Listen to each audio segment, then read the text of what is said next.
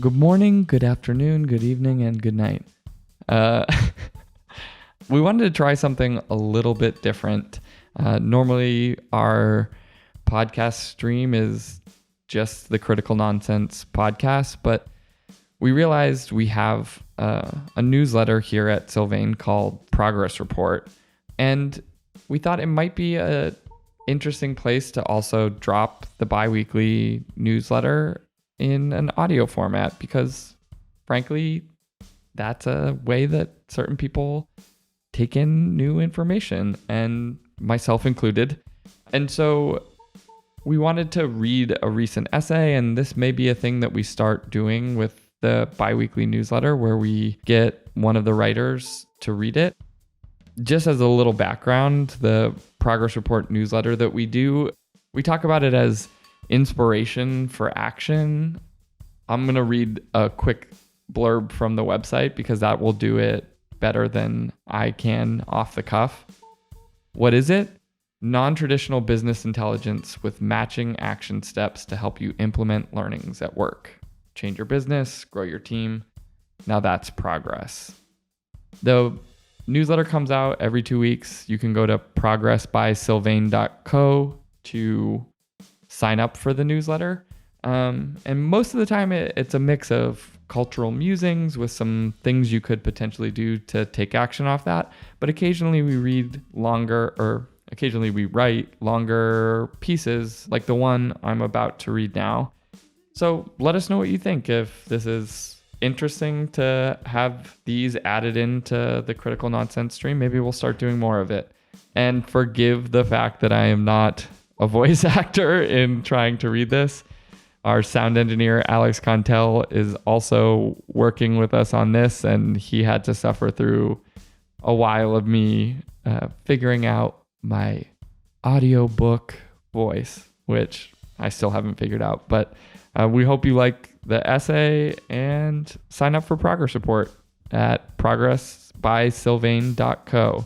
Progressbysylvain.co. Thanks. Awaiting the Eruption, Innovation Strategies for a Post-ZIRP Era. There was an idea I encountered several times in the mid-2010s working with big tech companies. It went something like, there's a money hose and there's a time hose. When you want things to move fast, you open the money hose. When you want things to be effective or efficient, you open the time hose. The money hose was an embodiment of the free money era we now call ZIRP, the period from roughly 2008 to 2022 where companies had zero or near zero federal interest rates and were awash in capital. The thinking that emerged in ZIRP was often characterized by phrases like fail fast and break things, fail fast, iterate fast, and scale first, profit later. Speed to market was the name of the game. You could go to market with an MVP, a minimum viable product, and find your PMF, product market fit, once the product was live.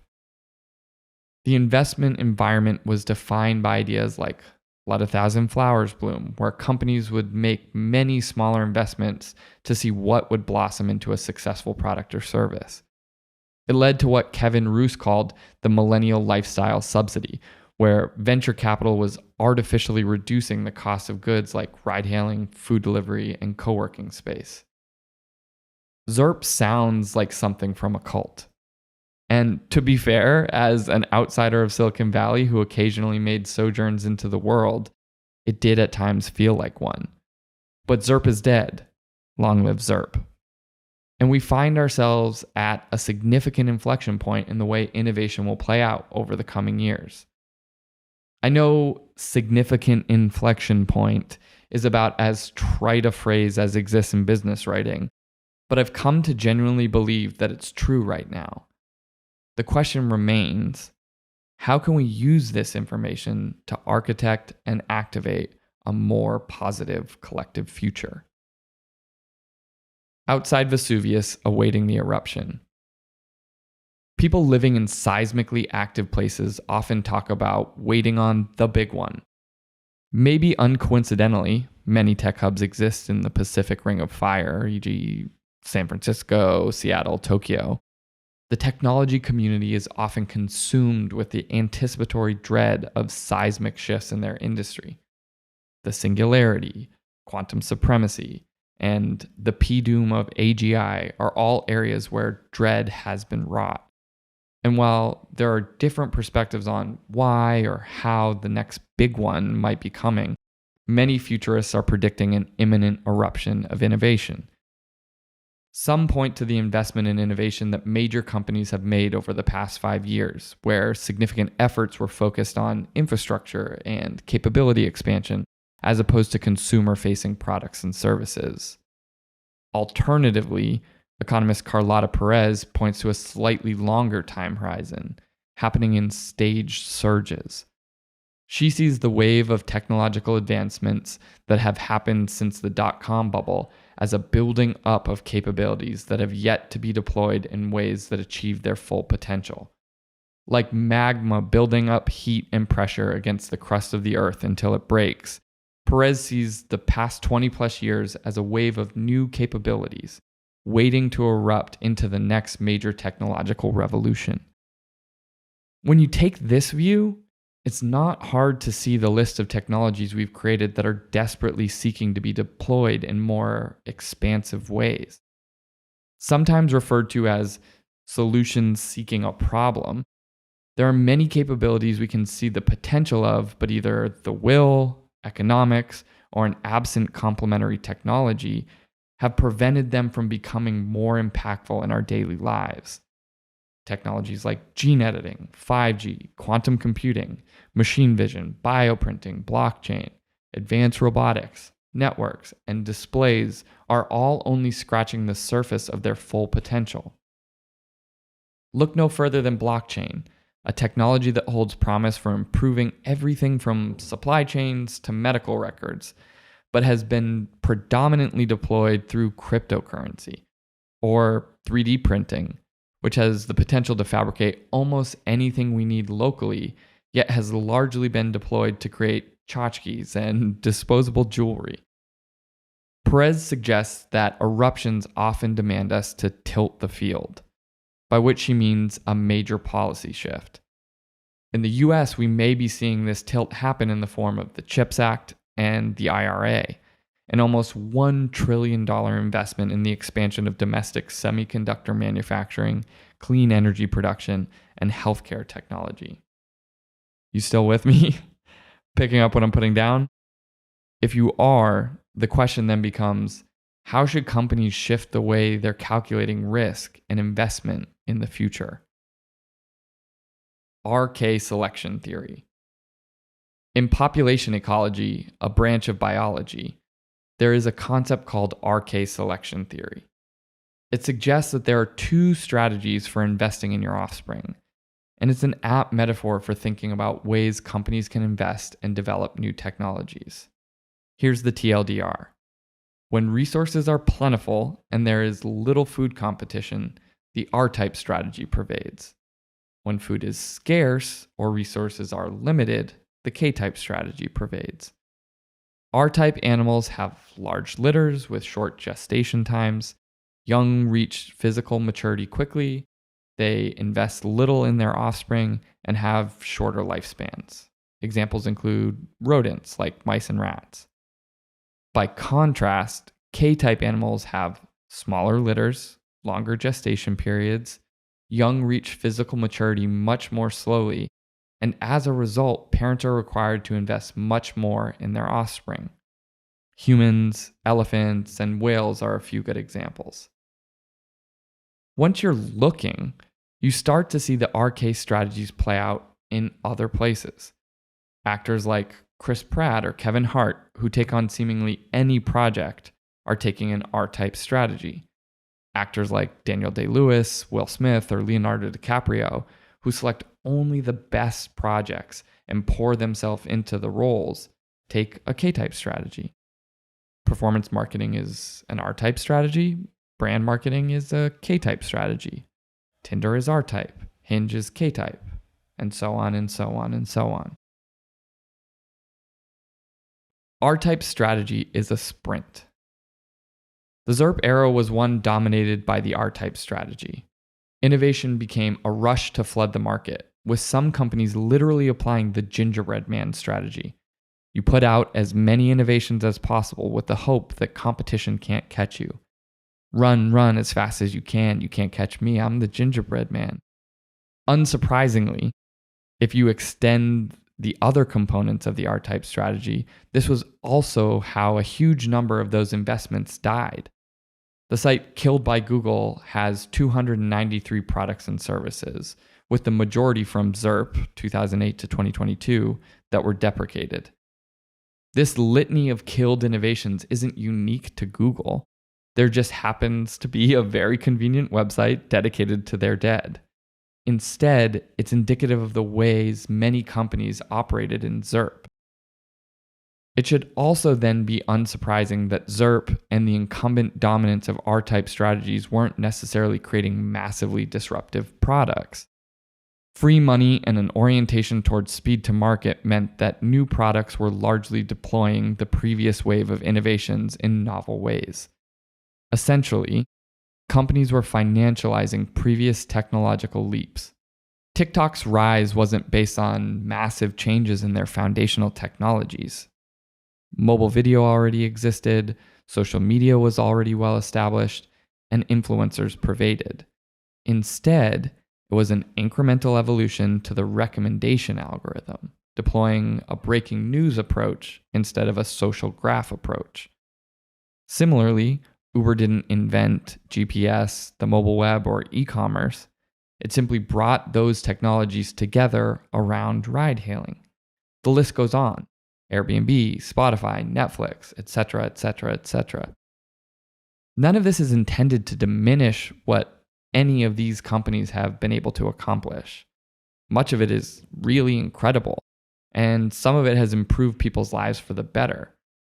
But what happens when the free money dries up? The tortoise is running to the bank. Over the past decade, K-type investments haven't been cash cows. They've been coming soon or operating in stealth mode. Things like driverless cars, AI, quantum computing, and many more fit into this category.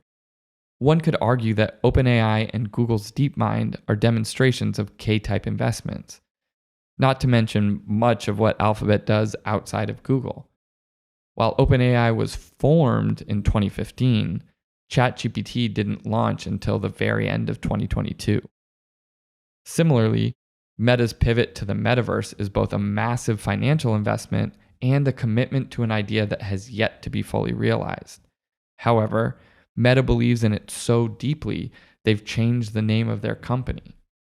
More recently, Apple's launch of the Vision Pro and the alleged 5,000 plus patents associated with its development represents an orientation towards creating the next disruption, K-type strategy. And how many videos have you seen over the past decade of people kicking those Boston Dynamics dogs? While very few of us have interacted with robots in our daily lives, Boston Dynamics is taking a K-type approach to developing their robotic solutions and is now valued at over $1 billion. There's SpaceX and Blue Origin in space exploration, ITER in nuclear fusion, Bluebird Bio or Novo Nordisk in healthcare. The question isn't whether there is an opportunity out in the marketplace. Simply put, there is abundant opportunity. The question in the near term will be, which companies will recognize the opportunity of this new environment and adapt to meet the moment? The picture painted is one of a child in a room full of toys telling you they're bored, though Clayton Christensen's Innovator's Dilemma might be a more appropriate metaphor. Companies afraid or unable to shift towards more K-type strategies in our current moment will be turned into gingerbread people at best or fully supplanted at worst. Become the tortoise. There's so much more I could write in this already overly long essay. Suffice it to say, the money hose has run dry.